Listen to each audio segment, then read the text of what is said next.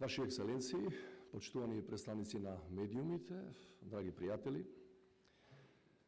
минатата година, на овој ист ден, посакавме никогаш повеќе да не се собираме за да ги одбележуваме годините на борбата за слобода на Украина, туку да го прославиме ослободувањето од рускиот окупатор и хероизмот на украинскиот народ. За жал денес, бруталната агресија врз оваа наша пријателска држава од страна на режимот на Путин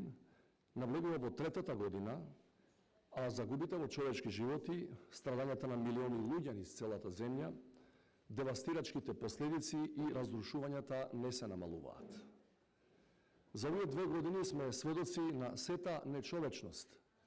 на еден режим одсечен од реалноста, кој како да е излезен од најтемните времења на европската историја од минатиот век, во целосен расчекор со реалноста на 21-виот. Таа персонална диктатура се обидува не само да наметне ревизија на историјата, туку и да ги промени границите на Европа во спротивност со сите меѓународно правни договори кои ги гарантираат мирот, стабилноста и безбедноста на континентот по крајот на Втората светска војна. Истиот тој режим кој ги гази правдата и човечкото достоинство и во сопствената држава, кој секојдневно ги прогонува, затвора и убива своите опоненти, се обидува да наметне визија за светот во кој деспотиите слични на нив ќе бидат во позиција да одредуваат судбината на сегашните и идните генерации. На патот на тие обиди, пропратени со немилена бруталност, на првата линија од отпорот, веќе десетина години стои украинскиот херојски народ, поднесувајќи огромна жртва и покажувајќи истрајност и постојана верба дека доброто може да го победи злото. Затоа војната за слобода која Украина ја води денес е за праведна кауза во името на сиот демократски и цивилизиран свет, кој мора да продолжи да помага се до целосното ослободување на Украина, просто затоа што во таа борба сите ние немаме право на пораз. Ова војна е најголемата закана за мирот и европската безбедност, чиј исход ќе влијае врз поредокот не само на нашиот континент, туку и во меѓународните односи во годините што доаѓаат. Војна која ќе покаже дали годините на демократски развој на Европа по крајот на студената војна се залудно потрошени за реализација на една абстрактна идеја, или пак демократијата е се уште жилава и доволно силна да покаже отпорност кон ретроградните и авторитарни режими и предизвиците кои тие ги создаваат. Војна која ќе покаже дали примената на сила ќе стане основниот принцип кој треба да одредува природата на односите меѓу државите и во ова столетие, или ќе остане на сила она што е запишано во Поvelбата на Обединетите нации, дека земјите членки се рамноправни меѓу себе, независно дали се мали или големи. Евентуалниот триумф на овој ретрограден принцип, излезен од архивите на минатите векови, би бил рецепт за трајна нестабилност на светот и враќање во едно не толку далечно минато, кога геополитичките игри и интересите на големите беа далеку посилни од слободната волја на народите. Именно поради ова, влогот на сиот демократски свет е огромен, а консеквенците од одбранбената војна која Украина денес ја води ги надминува незините граници. Во овој контекст, ние уште од првиот ден на агресијата се солидаризиравме и сочувствувавме со страдањата на милионите украинци. Бевме меѓу првите земји која понуди воена, техничка и хуманитарна помош и која гласно се спротивстави на газењето на независноста, територијалниот интегритет и суверенитетот на Украина. Нашата позиција не е променета и 2 години од почетокот на агресијата. Заедно со сојузниците во НАТО алијансата, постојано вложуваме напори помошта за Украина која е повеќе од потребна да не се одлага поради внатрешно политичката динамика во државите сојузнички.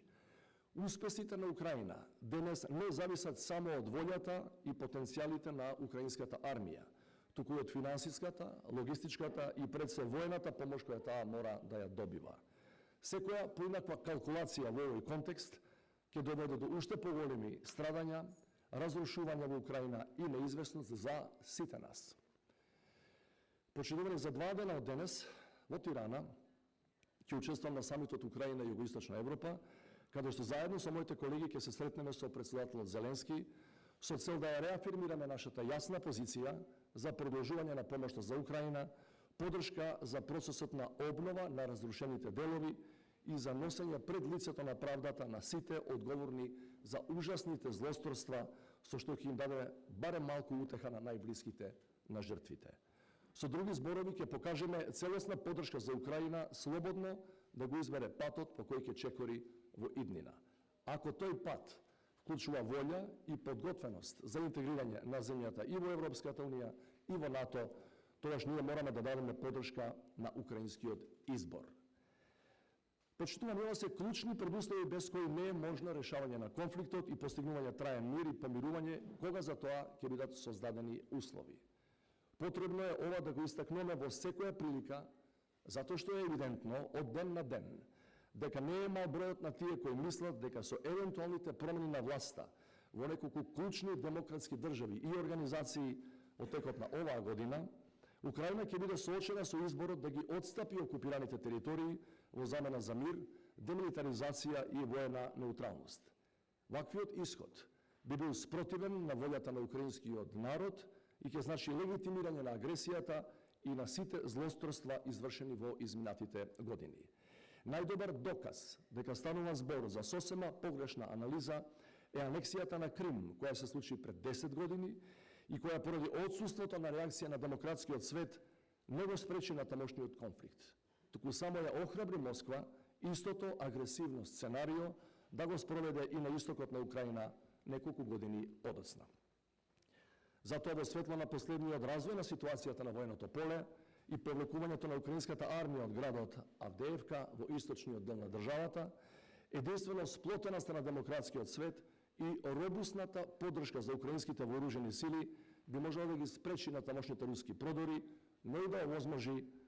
враќање на териториите се до границите на државата кои беа меѓународно признаени по распадот на Советскиот сојуз. Имајќи го ова предвид, неодамна донесената одлука на Советот на Европската унија за помош во износ од 50 милиарди евра и најавата дека Американскиот конгрес би можел да ја премости политичката блокада и да ја откочи помошта за Украина од околу 90 милиарди долари, се вистинскиот начин на кој треба да се делува во иднина. Во овој контекст, зборовите на американскиот државен секретар дека ако Украина престане да се бори, ќе престане да постои, но ако Русија престане да напаѓа, ќе престане војната, најдобро ја опишуваат денешната состојба и изборот со кој е соочен украинскиот народ, кој се бори за својата татковина и за својата иднина. Во таа борба, ние ќе продолжиме да бидеме на вистинската страна, се додека не настапи мирот, кој ќе биде померка на пријателскиот украински народ и кој ќе обезбеди долгорочна стабилност и просперитет не само на Украина, туку и на европскиот континент. Дозволете да се заблагодарам за поканата да се обратам на денешната конференција и благодарам за вниманието.